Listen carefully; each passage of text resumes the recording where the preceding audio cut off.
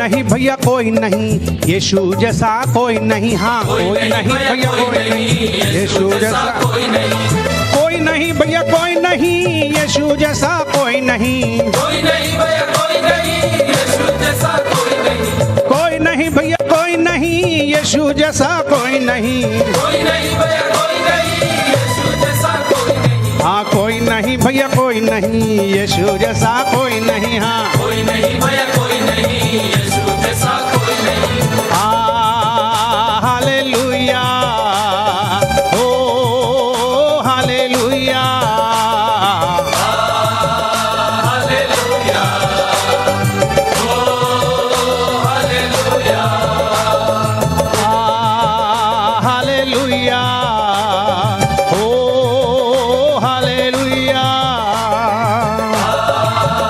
Hallelujah ओ hallelujah. कोई नहीं भैया कोई नहीं यीशु जैसा कोई नहीं। हाँ कोई नहीं भैया कोई नहीं यीशु जैसा कोई नहीं। बाइबल कहती है कि स्वर्ग के नीचे पृथ्वी के ऊपर कोई दूसरा नाम नहीं दिया गया है जिसके द्वारा हम उद्धार पा सकें। केवल एक ही मात्र है और वो है यीशु मसीह।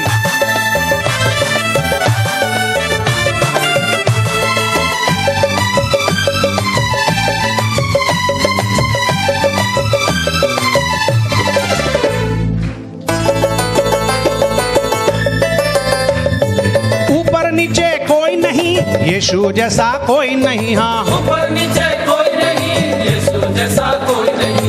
आगे पीछे कोई नहीं यीशु जैसा कोई नहीं। हाँ ऊपर नीचे कोई नहीं यीशु जैसा कोई नहीं। कोई नहीं भैया कोई नहीं यीशु जैसा कोई नहीं। हाँ कोई नहीं भैया कोई नहीं यीशु जैसा कोई नहीं। कोई नहीं भैया कोई नहीं यीशु जैसा कोई नहीं। हाँ कोई नहीं भैया कोई नहीं यीशु जैसा कोई नहीं।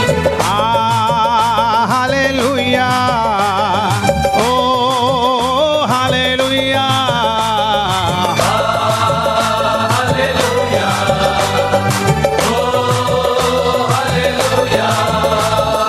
कोई नहीं भैया कोई नहीं यीशु जैसा कोई नहीं। हाँ कोई नहीं भैया कोई नहीं यीशु जैसा कोई नहीं। Come on everybody. Hallelujah.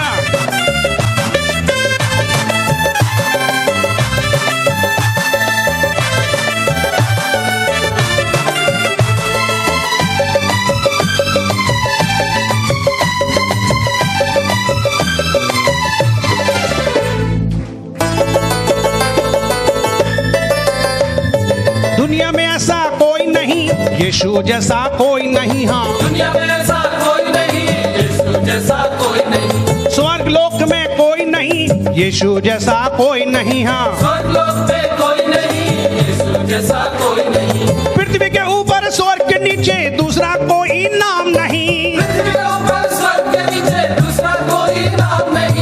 नाम नहीं भैया नाम नहीं यीशु जैसा नाम नहीं। हाँ नाम नहीं भैया नाम नहीं यीशु जैसा नाम नहीं। हे, नाम नहीं भैया नाम नहीं यीशु जैसा नाम नहीं। हाँ नाम नहीं भैया नाम नहीं यीशु जैसा नाम नहीं। हालेलुया ओ हालेलुया हालेलुया ओ हालेलुया। कोई नहीं भैया कोई नहीं यीशु जैसा कोई नहीं। हाँ कोई नहीं भैया कोई नहीं यीशु जैसा कोई नहीं। यीशु ही उद्धार और मुक्ति देगा और उसने हमारी जिंदगी के लिए सुख और शांति का इंतजाम किया है। दुनिया में कहीं नहीं मिलेगा, इसलिए यीशु के जैसा कोई नहीं है भैया।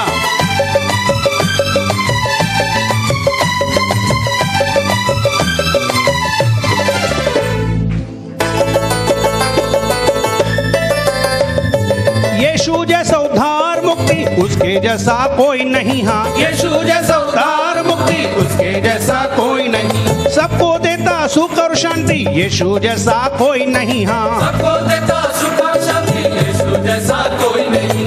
उद्धार मुक्ति जीवन देता यीशु जैसा कोई नहीं। हाँ उद्धार मुक्ति जीवन देता यीशु जैसा कोई नहीं।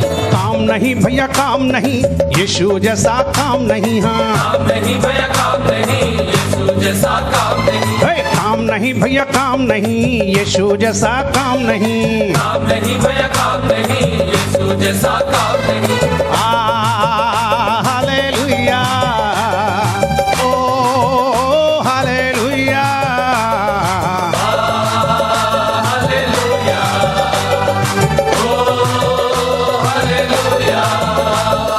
कोई नहीं भैया कोई नहीं, यीशु जैसा कोई नहीं। हाँ कोई नहीं भैया कोई नहीं, यीशु जैसा कोई नहीं।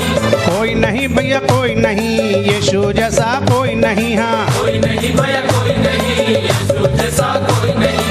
कोई नहीं भैया कोई नहीं, यीशु जैसा कोई नहीं। कोई नहीं भैया कोई नहीं, यीशु जैसा कोई नहीं। कोई नहीं भैया कोई नहीं, यीशु जैसा कोई नहीं। कोई नहीं भैया कोई नहीं, यीशु जैसा कोई नहीं। हाँ कोई नहीं भैया कोई नहीं, यीशु जैसा कोई नहीं। कोई नहीं भैया कोई नहीं, यीशु जैसा कोई नहीं। कोई नहीं भैया कोई नहीं, यीशु जैसा कोई नहीं। हाँ कोई नहीं भैया कोई नहीं, यीशु जैसा कोई नहीं।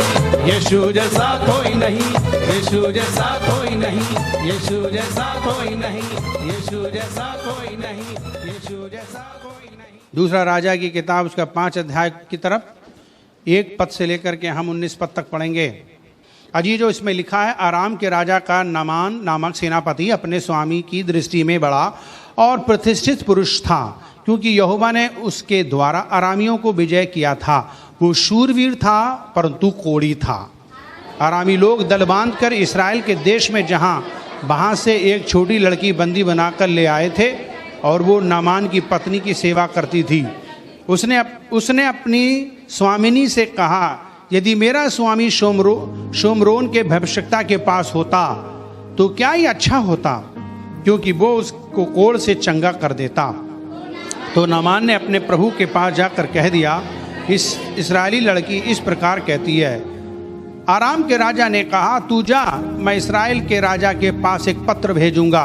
तब वो 10 किकार चांदी और 6000 टुकड़े सोना और 10 जोड़े कपड़े साथ लेकर रवाना हो गया। और वो इस्राएल के राजा के पास वो पत्र ले गया, जिसमें ये लिखा था कि जब वो ये पत्र तुझे मिले तब जानना कि मैंने नामान नामक अपने एक कर्मचारी को तेरे पास ले भेजा है कि तू उसे उसका कोढ़ दूर कर दे। ये पत्र पढ़ने पर इस्राएल के राजा ने अपने वस्त्र फाड़े और बोला, क्या मैं मारने वाला और जलाने वाला परमेश्वर हूँ? और उस पुरुष ने मेरे पास किसी को इसलिए भेजा है कि वो उसका कोढ़ दूर करूं। सोच विचार तो करो, वो मुझसे झगड़े के कारण ढूंढता होगा। ये सुनकर के इस्राएल के राजा ने अपने वस्त्र फाड़े हैं। परमेश्वर के भक्त एलीशा ने राजा के पास कहला भेजा, तूने क्यों अपने वस्त्र फाड़े? अब वो मेरे पास आए तब जान लेगा कि इस्राएल में एक भविष्यवक्ता है। तब नामान घोड़ों और रथों समेत एलीशा के द्वार पर आकर खड़ा हुआ, और तब एलीशा ने सभी लोग पढ़ सकते हैं, तब एलीशा ने एक दूत से उसके पास आकर कहला भेजा, तू जाकर यरदन में 7 बार डुबकी मार, तब तेरा शरीर ज्यों का त्यों हो जाएगा और तू शुद्ध हो जाएगा। परंतु नामान क्रोधित हुआ और ये कहता हुआ चला गया, मैंने तो सोचा था कि अवश्य वो मेरे पास बाहर आएगा और खड़ा होकर अपने परमेश्वर यहोवा से प्रार्थना करके कोढ़ के स्थान पर अपना हाथ फेर कर कोढ़ को दूर करेगा। क्या दमिश्क की अबाना और पर्पर नदियां इस्राएल के सब जलाशयों से उत्तम नहीं? क्या मैं उसमें स्नान करके शुद्ध नहीं हो सकता हूँ? इसलिए वो क्रोध से भरा हुआ लौट चला गया। तब उसके सेवक पास आकर कहने लगे, हे हमारे पिता, यदि भविष्यवक्ता तुझे कोई भी भारी काम करने की तुझे आज्ञा देता तो क्या तू उसे ना करता? फिर जब वो कहता है कि स्नान करके शुद्ध हो जा, तो कितना अधिक इसे मान लेना चाहिए। तब उसने परमेश्वर के भक्त के वचन के अनुसार यरदन को जाकर उसमें 7 बार डुबकी मारी, और उसका शरीर छोटे लड़के का सा हो गया और वो शुद्ध हो गया। तब वो अपने सब दल बल समेत परमेश्वर के भक्त के यहाँ लौट आया और उसके सम्मुख खड़ा होकर उससे कहने लगा, सुन, अब मैंने जान लिया है कि समस्त पृथ्वी में इस्राएल को छोड़ और कहीं परमेश्वर नहीं है, इसलिए अब अपने दास से भेंट कर। एलीशा ने कहा, यहोवा जिसके मैं उपस्थित रहता हूँ, उसके इस जीवन की शपथ में कुछ भेंट ना लूँगा। और जब उसने उसको बहुत विवश किया भेंट को ग्रहण करे, तब भी वो इनकार करता रहा। तब नामान ने कहा, अच्छा तो तेरे दास को 2 खच्चर मिट्टी मिले, क्योंकि आगे को तेरा दास यहोवा को छोड़ और किसी ईश्वर की होम बलि या मेल बलि ना चढ़ाएगा। एक बात यहोवा तेरे दास को क्षमा करे कि जब मेरा स्वामी रिमोन के भवन में दंडवत करने को जाए और वो मेरे हाथ का सहारा ले और यूं मुझे भी रिमोन के भवन में दंडवत करनी पड़े, तब यहोवा तेरे दास का ये काम क्षमा करे कि मैं रिमोन के भवन में दंडवत करूं। उसने कहा, कुशल से विदा हो, और उसके यहाँ से थोड़ी दूर चला गया था। परमेश्वर के वचन के पढ़े जाने पर आशीष हो। आइए हम सर झुकाएं। पिता, हम धन्यवाद करते हैं तेरी वचन को तूने हमें दिया। हमसे बातचीत कर और हमको सरल कर कि तेरी इच्छा हम जाने और शैतान की शक्तियां टूटें। जो बीमार हो चंगे हों, चमत्कार हो, तेरी इच्छा पूरी हो। अपने दास को इस्तेमाल कर, यीशु के नाम से मांगते हैं, आमीन। Hallelujah, hallelujah. मिराकल संडे की सभा में हैं, चमत्कार ये रविवार सभा में हैं। चमत्कार होना वास्तव में ये हमारे जीवन के लिए अच्छा है, उससे हमारा विश्वास बढ़ता है, हम परमेश्वर को पहचानते हैं, हमें वास्तव में एहसास होता है कि हमारे बीच में परमेश्वर है और वो हमारी प्रार्थना सुनता है। जब जब परमेश्वर के भक्तगण लोग प्रार्थना करते हैं, परमेश्वर अपने भक्तगणों की प्रार्थना सुनकर हमारे बीच में चमत्कार करता है। हमारी कलीसिया में ना जाने पूरे महीने भर कितने लोग बीमार रहते हैं, हालांकि उनके लिए लगातार प्रार्थनाओं का हमारे बीच में इंतजाम है। 24 घंटे प्रार्थना होती है उनके लिए, पास्टर लोग उपलब्ध होते हैं, कुछ लोग हमारे पास आते हैं और हम हर तरीके से उनके लिए प्रेयर करते हैं। तो बहुत से लोग आते हैं और अपनी प्रार्थनाओं को लेकर आते हैं और हम उनके लिए प्रेयर करते हैं और परमेश्वर चमत्कार करते हैं। पिछले भी महीने में जब हमने मिराकल संडे में प्रार्थना की तो लगभग 40-45 लोगों ने चमत्कार पाया और गवाहियां दी।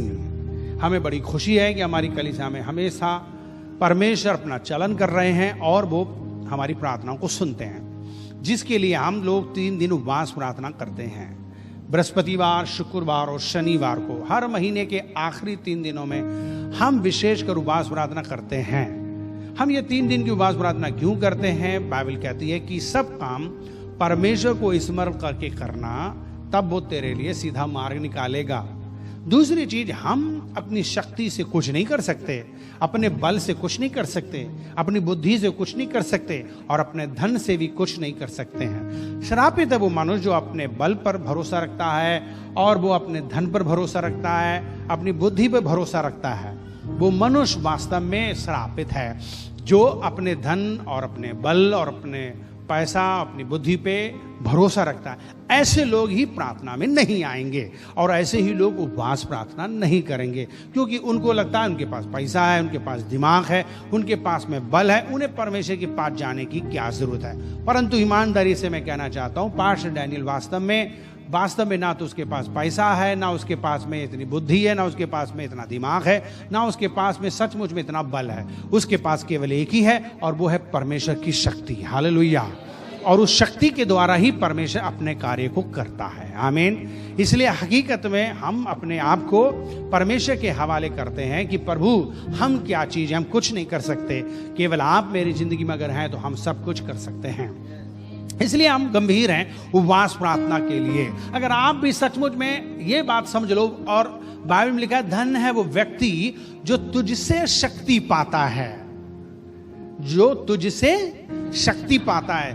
वो बहुत महत्वपूर्ण विषय है, मायने रखता है इस वचन पर। अगर परमेश्वर कह रहे हैं कि धन है वो व्यक्ति जो मुझसे शक्ति पाता है, इसका मतलब दूसरा व्यक्ति धन्य नहीं है, इसका मतलब दूसरा व्यक्ति वास्तव में श्रापित है, जो दूसरी जगह जाके शक्ति पाने का प्रयास कर रहा है। मान लो पैसे के पास जाके शक्ति प्राप्त कर रहा है, मान लो धन को प्राप्त करने की शक्ति प्राप्त कर रहा है, मान लो नौकरी, मान लो बिजनेस, मान लो कोई भी आपका जो है दुनियावी व्यक्ति या कोई भी अधिकारी या कोई भी आपका जो है वकील या पुलिस या कोई भी राजनेता जिसको आप सोचते हैं शक्तिशाली, इनके संग रहेंगे, चिपकेंगे तो शायद मुझे शक्ति मिलेगी, हिम्मत मिलेगी, साहस मिलेगा।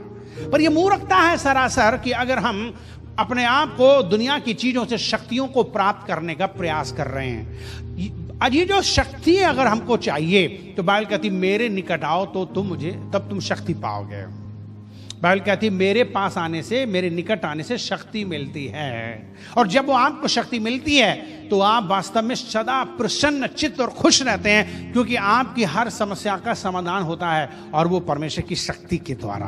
आपकी बीमारी खत्म होती है, आपकी गरीबी खत्म होती है, आपकी घर में लड़ाई झगड़े खत्म होते हैं, रिश्ते टूटे बन जाते हैं और आपका फैमिली आनंद करता है और आपके द्वारा प्रभु काम करता है। लोग आपके पीछे चलेंगे और प्रभु को जानेंगे। आमीन।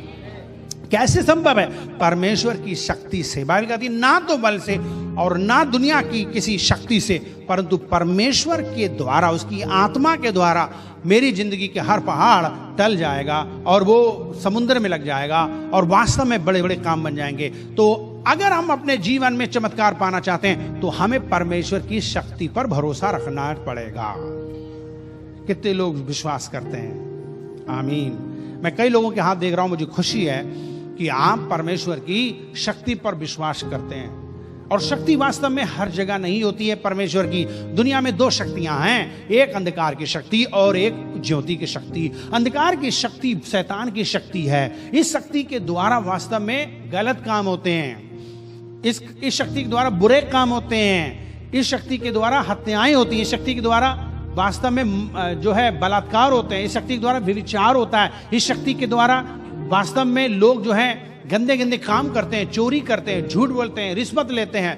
इस शक्ति के द्वारा लूटा जाता है। इस शक्ति के द्वारा धोखा दिया जाता है। इस शक्ति के द्वारा अन्याय किया जा सकता है। इस शक्ति के द्वारा गंदे गंदे गलत गलत काम होते हैं और ये इस दुनिया में बहुत से लोग इसके शिकार हैं।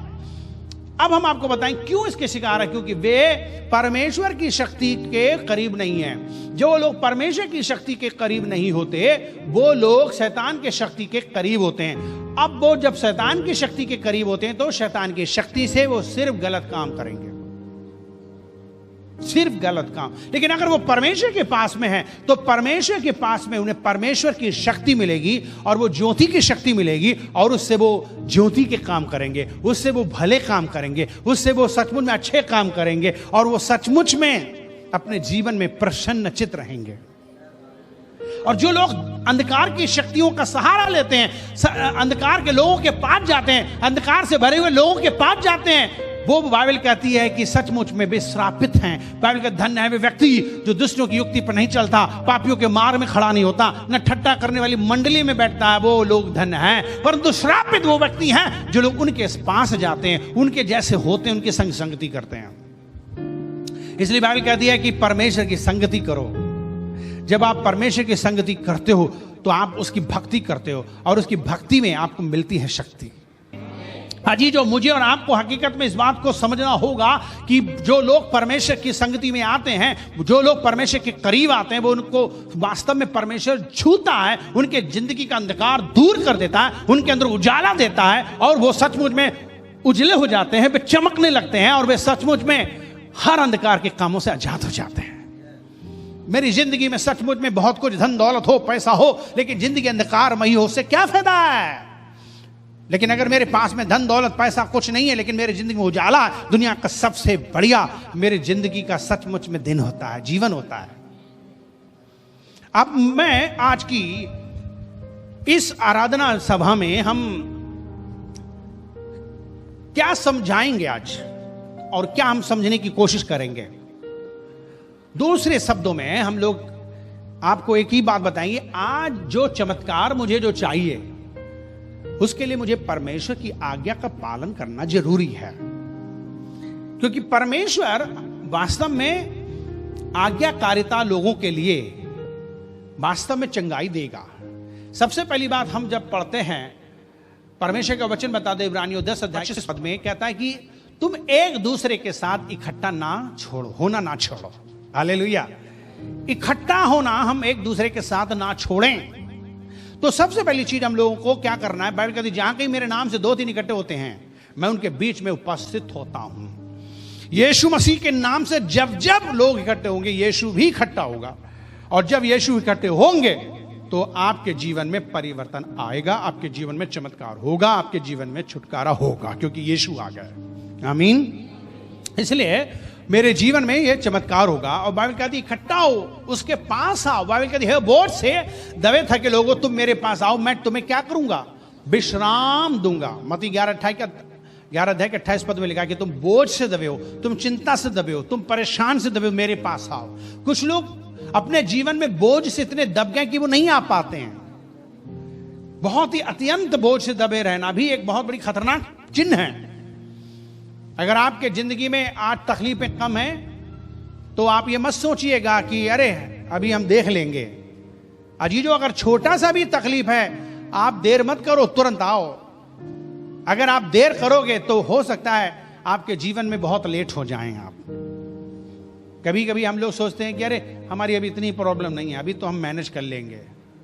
लेकिन कुछ लोग लास्ट मोमेंट तक रुके रहते हैं कि जब बहुत बड़ी समस्या आएगी तब जाएंगे खुदा के पास, तब जाएंगे प्रभु के पास, तब जाएंगे परमेश्वर के घर में। नो, ये हमारी सोच बुरी है, ये हमारी सोच शैतान की तरफ से, वो नहीं जाने देता है। मुझे और आपको अपने परमेश्वर के पास हर समय हर दुख में, हर छोटी से छोटी समस्या में आना चाहिए। हमारे परमेश्वर को कोई प्रॉब्लम नहीं है। हमारा परमेश्वर वास्तव में हमारा पिता है, हमारा परमेश्वर वास्तव में हमारा चंगा करने वाला है, हमारा परमेश्वर वास्तव में पवित्र है और वो हमारे अंदर वास्तव में 100% नीट एंड क्लीन जीवन चाहता है। अगर आपकी जरा से भी वास्तव में दाना भी निकलता है तो वो सचमुच में कहता है आओ इधर मैं तुम्हारा दाना साफ कर दूं, आओ तुम्हारा दाग साफ कर दूं, आओ तुम्हारी ये बीमारी दूर कर दूं। एक अच्छे माता पिता अपने बच्चों को ध्यान से देखते हैं कि कब उनके कपड़े गंदे होते हैं, कब उनके चोट लग गई, कब उनके बालों में जुएं पड़ गए, किस तरीके से वो चिंता करके उनके साफ करने में लगे जाते हैं। क्या ऐसे पेरेंट्स होते हैं कि बच्चों को जुएं टपक रहे हैं और आप देख रहे हैं, हंस रहा है, कितना बढ़िया लग रहा है। मैं नहीं समझता कि आप उसके दुख को देख करके दुखी ना हो, उसकी जरा सी भी तकलीफ होती है। कभी कभी बहुत से ऐसे पेरेंट्स होते हैं जो अपने बच्चों की चिंता नहीं करते और अगर उनको कोई चीज चोट फोट लग जाए तो उसको डांटते पीटते हैं। बच्चा डर के मारे अगले बार में चोट को और दुख को नहीं बताएगा। मैंने एक ऐसे ही परिवार को खोते हुए देखा है। एक परिवार में हम जाते थे जिसका एक लड़का सीधा साधा था और अम्मा बड़ी जो थी लड़ाकू टाइप की थी और वो हमेशा डांटती थी और उसको बिल्कुल बुद्धू बना के रखा था उसको कि दुनिया नहीं जानता है उसे। बार बार डांटना समझाना तो बेचारा डरता रहता था। उसके जीवन में एक ऐसी बीमारी थी जो कि बाथरूम में जाते समय खून टपकता था। वो अपनी अम्मा से बता नहीं सकता था, डर के मारे, शर्म के मारे भी। कोई दोस्त नहीं होते थे उसके, लिहाजा वो एक दिन ऐसा आया कि वो मर गया। बड़ा दुख है। लड़का बहुत बड़ा नहीं था, मात्र 19 साल का था। कितना दुख है कि अगर वास्तव में माता पिता अपने बच्चों को ऐसा कॉन्फिडेंस बनाते कि बच्चा छोटी छोटी बीमारी अपनी बताता तो शायद वो मरता नहीं, उसका इलाज होता। बिल्कुल भी हम भी वैसे ही हैं। हमारा परमेश्वर डरावना परमेश्वर नहीं, हमारा परमेश्वर बड़ा हमारे लिए दोस्त वाला परमेश्वर है। वो हमारे लिए बहुत ही प्यार करने वाला परमेश्वर है। वो हमारे लिए बहुत जान देने वाला परमेश्वर है। इसलिए मुझे उस परमेश्वर के पास आने से कतराना नहीं चाहिए, डरना नहीं चाहिए।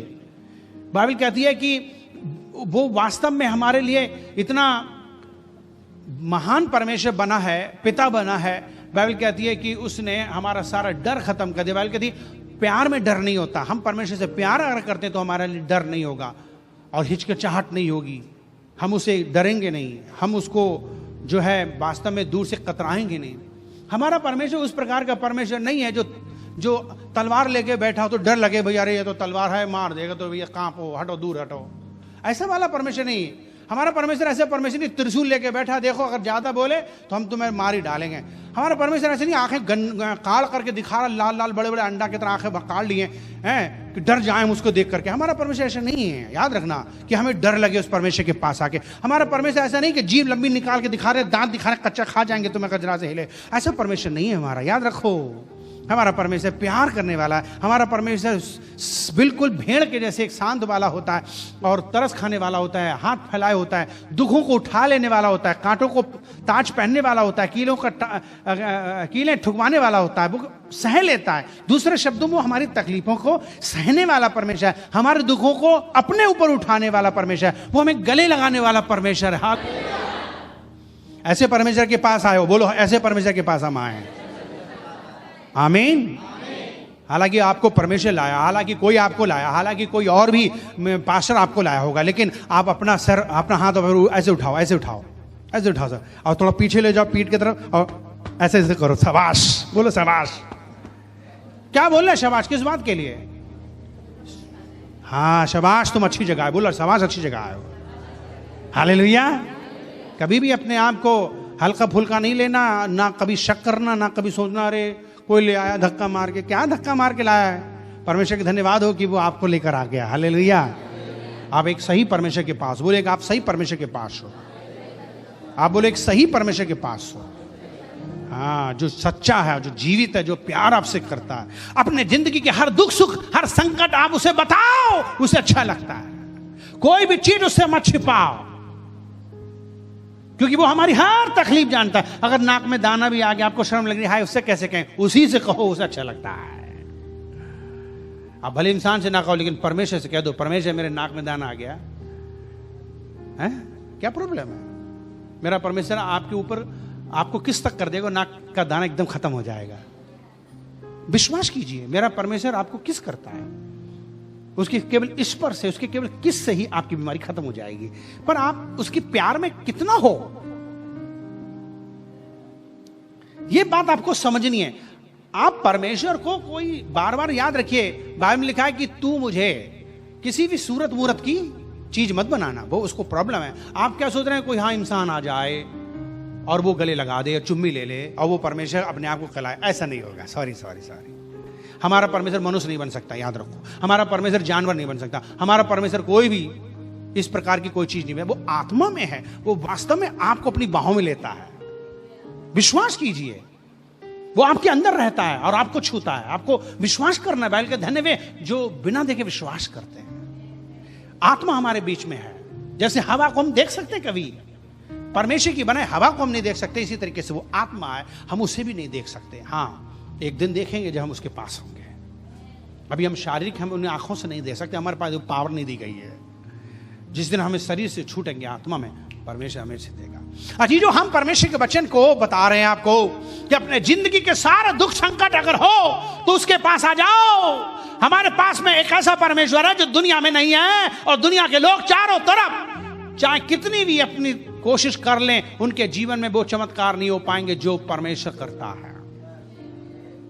आज हम लोगों ने किस कहानी पढ़ी, दूसरे राजा उसके 5 अध्याय उसके 119 पद में हमने देखा कि एक नामान कोढ़ी है।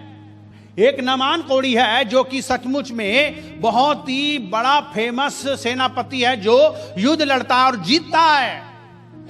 और उसने वास्तव में इस्राएलियों पर भी हमला किया। उसने वास्तव में चारों तरफ के देशों में भी हमला किया।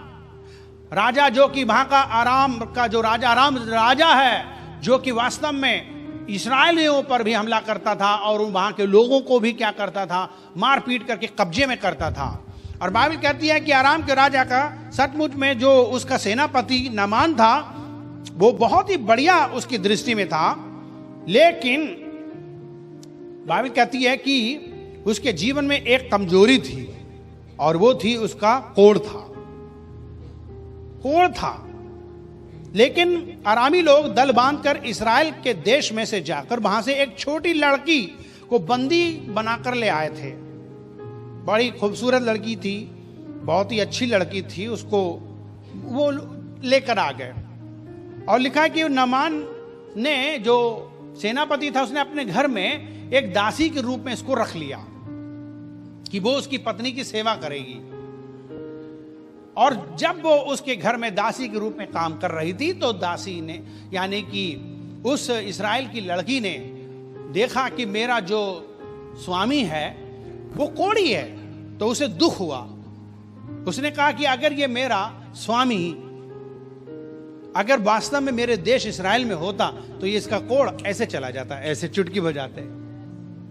अब ये बात वहां पर उसकी औरत ने जब सुनी तो उसने कहा, सुनो, हमारी नौकरानी तो ऐसे कह रही है, दासी तो ऐसे कह रही है, जिस देश से तुम उसे चुरा के लाए हो ना, वो कह रही है उनके देश में परमेश्वर है।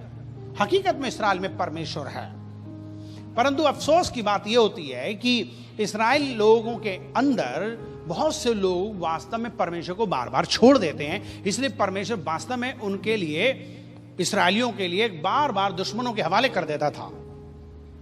और परमेश्वर के दास लोग वास्तव में वहां पर यह नजारा देखते थे, इस्राएलियों के ऊपर मुसीबतें होती थीं, और जब परमेश्वर के दास दुआ करते तो परमेश्वर चमत्कार करते थे।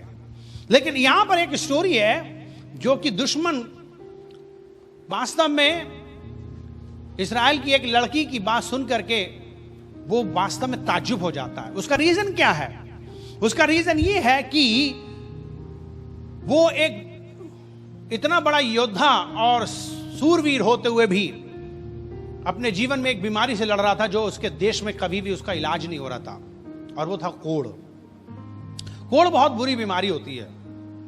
कोढ़ वास्तव में बहुत ही खतरनाक बीमारी होती है। पुराने जमाने में इसका कोई इलाज नहीं होता था, ये अछूत बीमारी होती थी, और इस खतरनाक बीमारी की वजह से उसकी सारी शूरवीरपन खत्म था, उसकी सारी बुद्धि खत्म थी, उसकी सारी पहचान खत्म थी, सारी ताकत बेकार, सारा धन दौलत बेकार, सारा मान सम्मान बेकार, सारे कपड़े लिखते बेकार, सब कुछ बेकार। उस व्यक्ति के जीवन में जिसके अंदर कोढ़ हो, कोढ़ एक वास्तव में खतरनाक बीमारी है। इसी तरीके आज के जमाने में भी बहुत सी बीमारियां हैं, और जिसमें सबसे बड़ी बीमारी खतरनाक है पाप की बीमारी। दुनिया में कहीं भी इसका इलाज नहीं होता।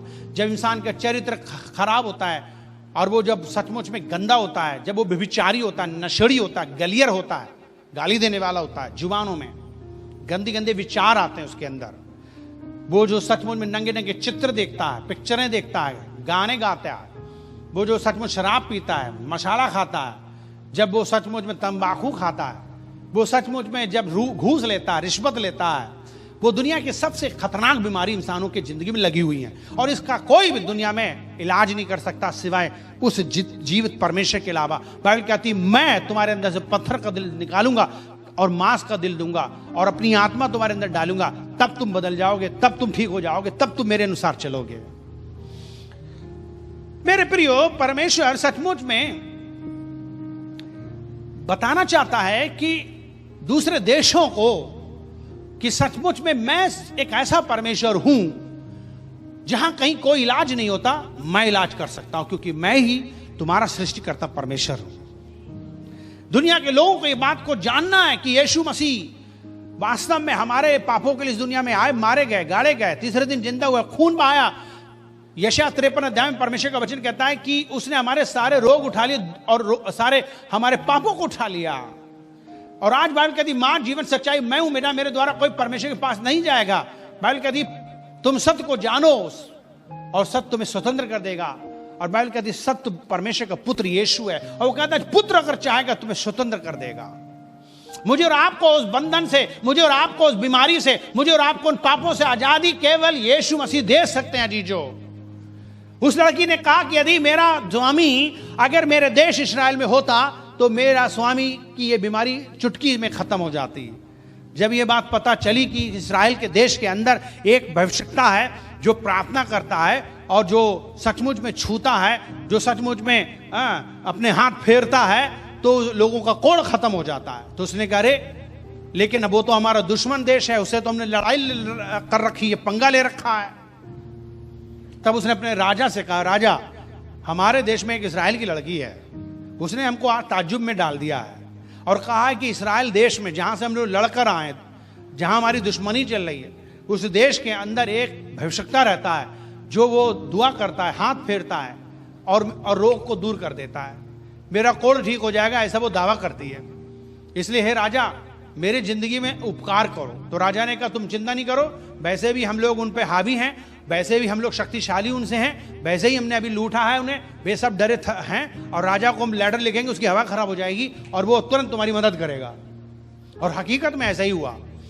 राजा ने लेटर लिखा राजा को, इस्राएल राजा को, सुनो हम अपने सेनापति को भेज रहे हैं, इसका कोढ़ ठीक करवाओ। ऐसा ऑर्डर देला, वो लेटर देख करके दिमाग खराब हो गया, पसीने छोड़ रहा है और वो अपने कपड़े फाड़ रहा है, वो मूड अपसेट कर रहा है। बोले ये क्या मजाक है हमारे सामने, ये राजा फिर से हमसे लड़ना चाहता है, ये हमें सचमुच में मौका ढूंढ रहा है कि हम इससे लड़ें। हम क्या परमेश्वर हैं कि किसी मरीज को ठीक कर दें? क्या मेरे पास ये अधिकार है किसी को जिंदा करूं और किसी को मारूं? तब वो बहुत ही ज्यादा अपने देश में दुखी हो गया और वो परेशान हो गया। बाद में पता चला परमेश्वर के भविष्यवक्ता एलीशा को कि हमने सुना है कि राजा दुखी है, परेशान है, कपड़े फाड़े, क्योंकि देश से एक लेटर आया है और वो कह रहा है कि वो अपना सेनापति भेजा है और वो उसको चंगा कर दे। बिना देर किए एलीशा वहां पहुंचता है राजा के पास और कहता है, राजा घबरा मत, परेशान ना हो, उस बंदे को मेरे पास भेज, मेरे चर्च में भेज, मेरे जगह में भेज दो मुझे, मैं उसको देख लूंगा, तुम चिंता नहीं करो। तो राजा को ठंडी सांस मिली, क्योंकि राजा जानता है कि जो भविष्यवक्ता है ना, उसी की वजह से ही हमारे ऊपर मुसीबतें आई हैं, वो जो बोलेगा वो हो जाएगा, तो उससे भी नहीं कह सकता डर के मारे। क्योंकि परमेश्वर के भविष्यवक्ता लोग क्या करते हैं, वे लोग भविष्यवाणी करते हैं, वो उस परमेश्वर का वचन बोलते हैं, वो आज्ञा देते हैं कि तुम राजा ये ना करो, वो ना करो। ये लोग क्या करते हैं, मनमानी करते हैं, परमेश्वर का क्रोध भड़का देते हैं, इसीलिए देश में प्रॉब्लम चालू हो जाती है। आज हमारे देश में भी क्यों प्रॉब्लम्स है, आज मसीहों के बीच में क्यों प्रॉब्लम है, क्योंकि ये भूल जाते हैं, ये लोग परमेश्वर का आदर नहीं करते, ये परमेश्वर के दासों का आदर नहीं करते, ये चर्चों की इज्जत नहीं करते, ये लोग बस केवल नुकसान पहुंचाते हैं परमेश्वर के भक्तों का, और उसी की बदौलत क्या होता है, मुसीबतें आती हैं। तो इसलिए मुसीबतें आती हैं उस देश में, और दुश्मन आते हैं, हमला करते हैं, लेकिन परमेश्वर के भक्तगण दुआ करते हैं, और परमेश्वर के भक्तगण जो है वो आज्ञा देते हैं, भविष्यवाणी करते हैं। अगर ये लोग मन फिराएंगे तो ठीक है, नहीं मन फिराएंगे तो फिर लड़ाई झगड़े होंगे। तो इस्राएल का राजा घबराता था, और वो सचमुच में नहीं कह सकता था, लेकिन इस बात को इस्राएल को पता था, यानी कि उस भविष्यवक्ता को पता था कि ऐसा होगा,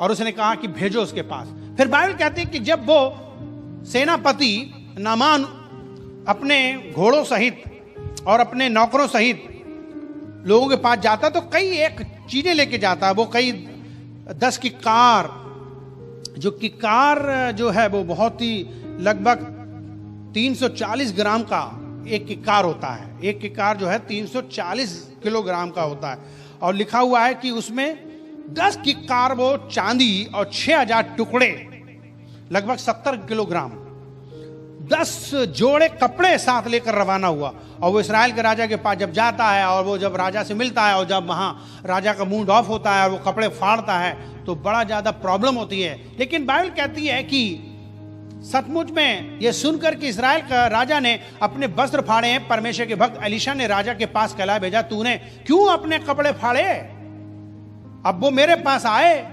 तब जान लेगा कि इस्राएल के अंदर एक परमेश्वर का दास भविष्यवक्ता भी रहता है। 9 पद में लिखा है कि तब नामान घोड़ों और रथों समेत एलीशा के द्वार पर खड़ा हो गया।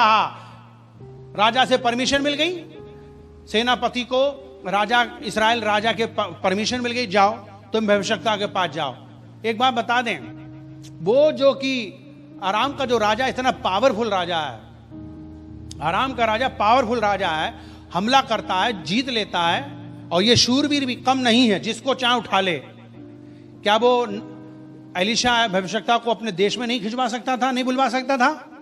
बोलो हाँ है ना, वो बुलवा सकता था, लेकिन वो जानता था कि परमेश्वर से पंगा लेना बेकार है। वो जानता है इस्राएल के पास में आज भी पावर है, वो जानता है कि इस्राएल के अंदर परमेश्वर की वजह से पावर है, परमेश्वर के भक्तों के को छूने से बड़ा प्रॉब्लम आ जाती है, वो जानते थे। इसलिए उसने कहा कि राजा से राजा लड़ाई हो रही वो चलेगा, लेकिन भविष्यवक्ता से लड़ाई नहीं लड़ सकते, परमेश्वर के दास से लड़ाई नहीं लड़ सकते। ये सबसे बड़ी समझ होनी चाहिए। और सचमुच में एलीशा परमेश्वर का दास पावरफुल था। अब बाइबल कहती है कि राजा ने, आराम के राजा ने वास्तव में अपने शूरवीर को भेजा उस इस्राएल के राजा के पास, वहां से भी परमिशन लेने के लिए, क्योंकि वो जानता था कि इस्राएल का जो भविष्यवक्ता है वो सिर्फ राजा के कहने पे ही वो मुझसे, मेरे शूरवीर से मिल सकता है, वो जानता था। इसलिए उसने राजा को रिक्वेस्ट की कि वो मेरे एक सचमुच में सेनापति से मिले और वो उसको चंगा करवा दे।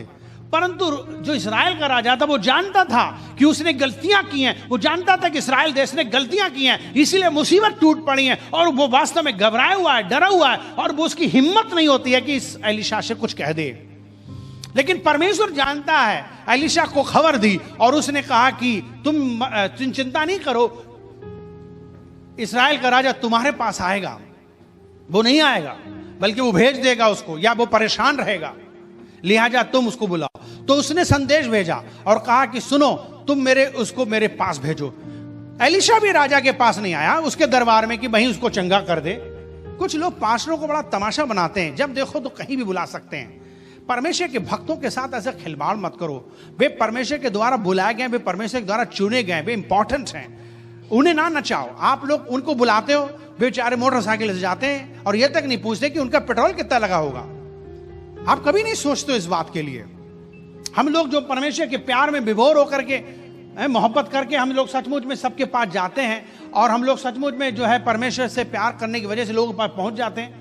लेकिन कभी कभी बहुत से विश्वासी लोग परमेश्वर के दास की वैल्यू नहीं समझते हैं। वे लोग उसको बस उनको बुलाने को तैयार है, लंबी लंबी यात्रा करवाने को तैयार है। लेकिन मुझे समझना है कि मेरे पास कोई ऑर्डिनरी व्यक्ति नहीं आया, मेरे पास में राजाओं के राजा, प्रभु के प्रभु, ईश्वरों का ईश्वर, परमेश्वर का जन आया है, जिसको परमेश्वर ने चुना है अपने काम के लिए। वो उसका बंदा है। अबाइल कहती, जो कोई मेरे बंदे को स्वीकार करता वो मुझे स्वीकार करता, जो कोई मेरे बंदे के साथ कर रहा वो मेरे साथ कर रहा, जो कोई बंदे के साथ अच्छा व्यवहार कर रहा वो मेरे साथ अच्छा व्यवहार कर रहा है।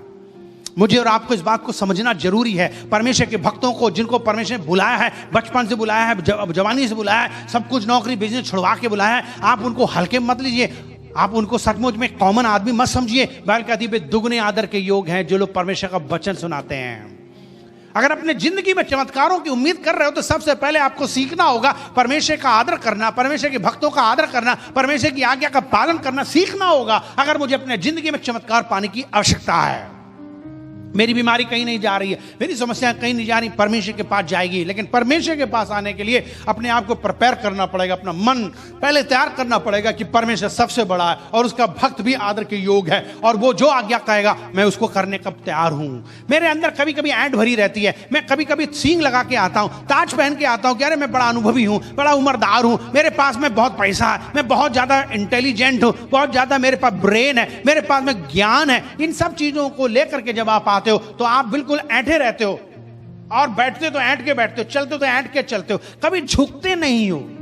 याद रखो, एक परमेश्वर का जन वही है जो झुक जाए, परमेश्वर का दास वही जो झुक जाए। परमेश्वर के पास में सचमुच में जो झुकता है परमेश्वर उठा के खड़ा करता है और जो सचमुच में खड़ा रहता है परमेश्वर उसे झुका देता है।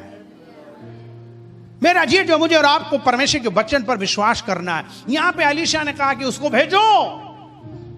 तो जब एलीशा के पास में सेनापति जाता है उसके दरबार में या उसके भवन में या उसके घर में या उसके आंगन में, उसके बंगला में, तो वो जाकर के घोड़ों समेत बहुत दूर के बड़ा जलवे उससे आता है। कैसे आता है? जलवे से आता है, म्यूजिक के साथ आता है। क्योंकि जब वो उसके संग सारी भीड़ चलती तो म्यूजिक बजता अपने आप। हाँ, बहुत ज्यादा शोर, बहुत ज्यादा इज्जत के साथ, जैसे कोई दूल्हा आ रहा है। सेनापति जब आएंगे तो क्या होगा? अभी हमारे यहाँ कोई भी जरा सा नेता आ जाए तो फिर देखो कितनी चिल्ला पुकारी, चिल्ली पौ पौ, हटो हटो हटो हटो, आफत मची रहती है। राइट, उस तरीके से सेनापति का आना हुआ। अब तो उसके संग तो सेना थी, इस्राएल की भी सेना उसके साथ जुड़ गई, तो डबल हो गई ना। काफिला इतना बड़ा आ गया, किसके पास? इस्राएल के भविष्यवक्ता के पास आया। और भविष्यवक्ता अंदर जो बैठे हुए हैं, ऐसे बैठे हुए हैं या लेटे हुए हैं या दुआ कर रहे हैं, पर्दा लगा हुआ है। सेवकों की भी इतनी हिम्मत नहीं कि वो अंदर चले जाएं। बाहर से पर्दे के बाहर बोलते हैं, कहते हैं स्वामी। वहां का प्रचलन था, जैसे हम लोग सर या मैम साहब बोलते हैं, वहां सर स्वामी बोलते हैं वहां। तो स्वामी जी, प्रभु के भक्तगण जी, प्रभु के पिता, कुछ लोग पापा भी बोल देते हैं, पिताजी, बड़े लोगों को बोल देते हैं आदर में, अंकल आंटी। तो क्या लिखा हुआ कि इस्राएल के जो इस्राएल का जो स्वामी, यानी कि जो इस्राएल का जो भविष्यवक्ता, वो बैठा हुआ है। अब पर्दे के बाहर, दरवाजे के बाहर आवाज आएगी, सर, पास्टर जी, वो आराम के राजा के सेनापति आए हुए हैं और हमारे देश के राजा ने भी एक बहुत बड़ी सेनापति को भेजा है, लिहाजा आप आइए और उस व्यक्ति से मिलिए जो बीमार है, कोढ़ी है, चंगा कर दीजिए। आइए बाहर निकल के तेल ले आइए, आइए बाहर निकल के आप पानी ले आइए, आइए बाहर निकल के उसको ऊपर मलिए, आइए उसके ऊपर फूंकिए, हाथ फेरिए, गिराइए, उठाइए, उसके ऊपर कुछ करिए, कुछ धार्मिक रीति रिवाज करिए, उसके ऊपर धागा माला बांधिए, आइए। ना ना ना ना, ये सब चीजें नहीं कर रहा है। बाइबल कहती है कि वो आया तक नहीं बाहर निकल के। परमेश्वर के दास की देखिए महानता और उसके अंदर की अपनी सचमुच में जो उसके एक रुआब होता है, जो उसकी पहचान होती है, अधिकार होता है, उसने कहा, ऐसे करके कहा, क्या जी या परमेश्वर, चलो जाओ उससे कह दो कि जाके यरदन नदी में 7 बार डुबकी लगा ले, ठीक हो जाएगा, जाओ, हालेलुया, प्रेज द लॉर्ड। भैया दासों ने सुना, बड़ा अजीब बात है, इतनी बड़ी काफिला आई है, एक बार जरा देख तो लेते आके कौन आया है, पर उसको कोई फर्क नहीं पड़ता, कौन आए हो हमें नहीं देखना है, तुम कौन हो, कौन सी खेत की मूली हो, हमें नहीं लेना देना। आज तुम देख लोगे कि जिस देश के तुम लोग बहुत कूद रहे हो, बहुत पावर समझ रहे हो, बहुत शक्तिशाली समझ रहे हो, आज आया है पहाड़ हैं, आज ऊंट आया है पहाड़ के नीचे। क्यों भाई, कौन आया है? आज ऊंट पे आया। तुम हमारे देश में आके बहुत लड़ते हो ना, अब कोड़ है ना, अब आए, अब समझोगे तुम क्या है। हमारी घंटी बज रही, मतलब खत्म हो गया हमारा टाइम। लेकिन मेरे मित्रों, मैं बहुत जल्दी से खत्म करूंगा, लेकिन बात को यह समझने की कोशिश करो, परमेश्वर का भक्त बाहर निकल करके नहीं आया। परमेश्वर के भक्त ने जाकर के उससे कहा कि हमारा स्वामी कहता है कि तुम यरदन नदी में 7 बार डुबकी लगा लो। इतनी दूर से मैं आया हूं यात्रा करके, 1 हफ्ते से, 10 दिन से, 15 दिन से, 1 महीने से आया हूं। क्या मेरे देश में बढ़िया से बढ़िया नदियां नहीं है? मैं पावरफुल हूं, मेरे पास पावर है, मेरे पास ताकत है, मेरे पास तलवार है, मैं खत्म कर देता हूं, मैं चाहूं तो उसको डुबा लूं। लेकिन ये कैसा भक्त है? मैं तो सोच रहा था ये निकल के बाहर आएगा, मुझे पानी पिलाएगा, मुझे शरबत पिलाएगा,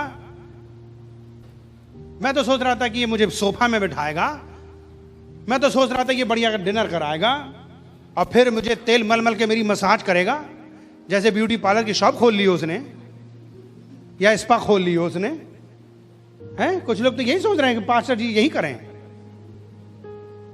धर धर के मालिशें करें।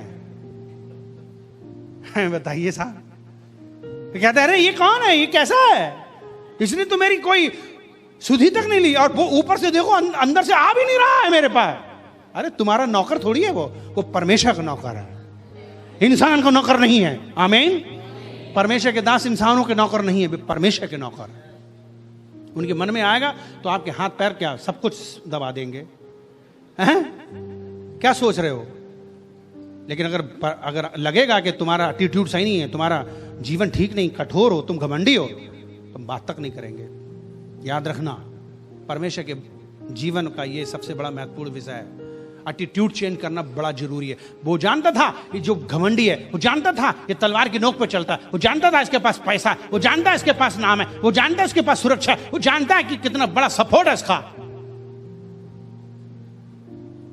वो चाहता था कि इस बात को जान ले कि उसकी धन दौलत, उसका मान सम्मान कुछ काम में नहीं आता सिवा परमेश्वर के अलावा। उसे नरम दीन बनना पड़ेगा। उसने कहा जा, एक ऑर्डिनरी, एक आम कॉमन समझा। परमेश्वर की भविष्यता ने कहा जाओ यरदन नदी में से कह दो नहा लो, खुद भी नहीं मिला।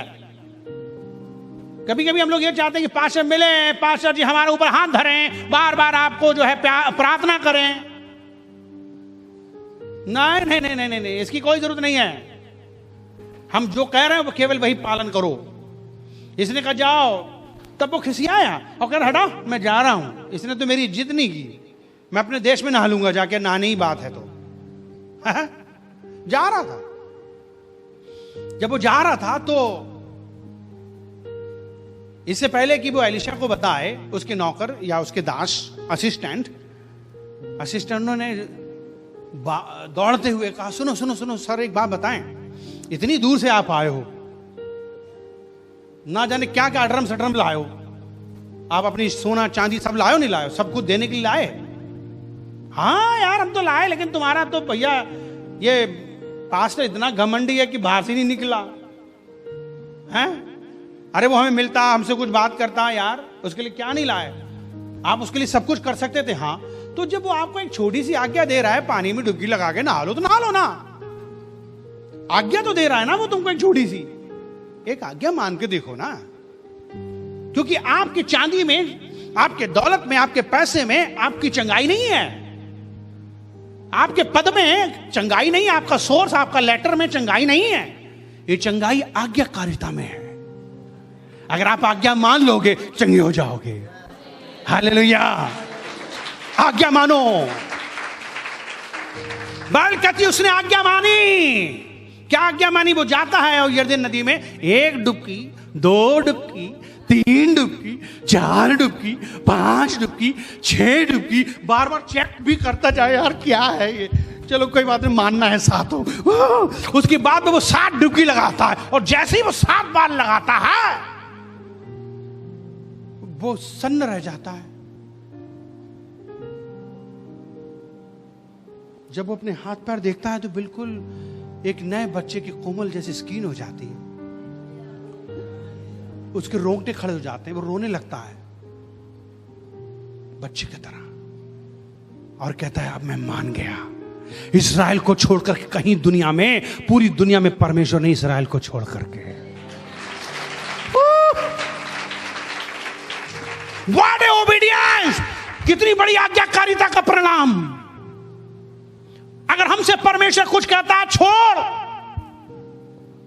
अपराध छोड़ दो, मन फिराने के लिए कहता है तो मन फिराओ, पिक्चर सिनेमा गंदी गंदी देखने के लिए मना करता है तो बंद कर दो, शराब नशा पीने के लिए कहता है मन बंद कर दो, बुगर हमसे कहता है कि दुनिया छोड़ दो तो छोड़ दो, संसार छोड़ने के लिए छोड़ो, वो हमसे कहता है संडे में आओ, चर्च में आओ तो आओ, वो हमसे कहता है कि सचमुच में हम दशमांश दें तो दें। हमारे बीच में बहुत से विश्वासी ऐसे जो दशमांश नहीं देते। मत दो पर कोड़ लगा रहेगा। चुनाव तुम्हारा है, पैसा चाहिए या कोड़ चाहिए, क्या चाहिए आपको? बहुत से लोग आज्ञाकारी नहीं, वे चंगाइयां पाना चाहते हैं लेकिन परमेश्वर के वचन का पालन नहीं करते। हर संडे को चर्च में आना है, उपवास प्रार्थना करना है, वचन पढ़ना है, प्रचार करना है, उसके लिए जीना है, लेकिन हम लोग क्या दुनियावी हैं, संसारिक हैं और कोड़ हमारे जीवन में लगा है। जरूरी नहीं है कि नामान की तरह मेरे जीवन में कोई कोड़ ही हो। कैंसर भी हो सकता है, गठिया की बीमारी हो सकती है, ट्यूमर हो सकता है, मेरे पास में और भी ऐसी भयानक बीमारी हो सकती है जिससे मेरा जीवन जीना परेशान। रोता हूं मैं इस बीमारी के लिए। क्यों है ये बीमारियां मेरे जीवन? क्योंकि मेरा जीवन परमेश्वर की आज्ञाकारिता के प्रति नहीं है। बाइबल कहती है कि 6 दिन काम काज कर पर 7वें दिन मेरे घर में आ। बहुत से विश्वासी पास में रहते हैं, पैदल आ सकते हैं लेकिन आएंगे नहीं, क्योंकि गाड़ी नहीं है, घोड़ा नहीं है, आदमी नहीं है, कोई सुविधा नहीं है, इसलिए नहीं आएंगे। क्या बकवास करते हो? ऐसा कुछ नहीं है। अगर परमेश्वर की आज्ञा का पालन आप करना चाहते हो तो कर दोगे। अपनी मुसीबत में आप कहीं भी चले जा सकते हो, अपने बच्चों के कारण आप कहीं भी चले जा सकते हो, धूप हो, गर्मी हो, बरसात हो, आप हर तरह का रास्ता अपनाने को तैयार हो। पर जहां परमेश्वर की आज्ञा का पालन हो वहां नहीं करते तो कैसे मेरे जीवन में चंगाइयां आएंगी? कैसे मैं उन बीमारियों से आजाद होऊंगा? डॉक्टर के पास जाने को तैयार हो, पैसा देने को तैयार हो और फिर भी चंगे नहीं हो रहे। पर यह बात आपकी समझ में नहीं आ रही है, जैसे इस नामान की बात समझ में नहीं आ रही है कि जब वो कह रहा है कि पानी में नहा ले, यरदन नदी में 7 डुबकी लगा ले, तो लगा नहीं पा रहे हैं। क्या करना चाहिए? 1-2 पद जल्दी से हम पढ़ेंगे। चंगाई पानी में नहीं है, चंगाई नदी में नहीं है, चंगाई इंसान में नहीं है, चंगाई किसी डॉक्टर में नहीं है, चंगाई दवाई में नहीं है, चंगाई परमेश्वर की आज्ञा मानने में है। लोग चंगाई चाहते हैं लेकिन आज्ञा नहीं मानते, वे कभी चंगे नहीं हो पाते। बाइबल कहती है मन फिराओ, लेकिन हम मन नहीं फिराते।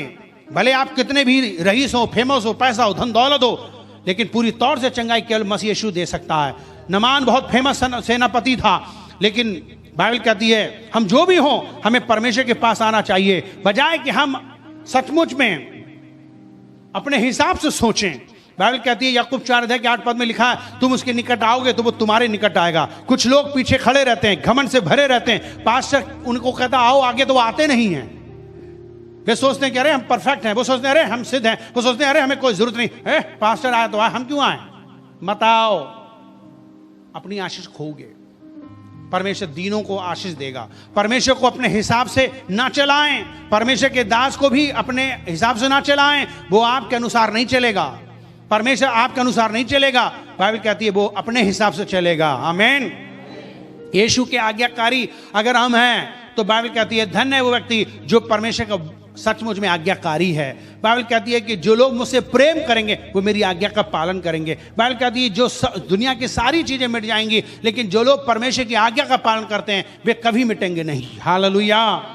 आज्ञाकारिता वास्तव में एक सचमुच में आराधना है। अगर आप परमेश्वर से प्यार करते हो तो उसकी आज्ञा का पालन करोगे, वही आपकी जिंदगी की आराधना है। मुझे और आपको समझना है अजी जो बड़ी खास बातें हैं।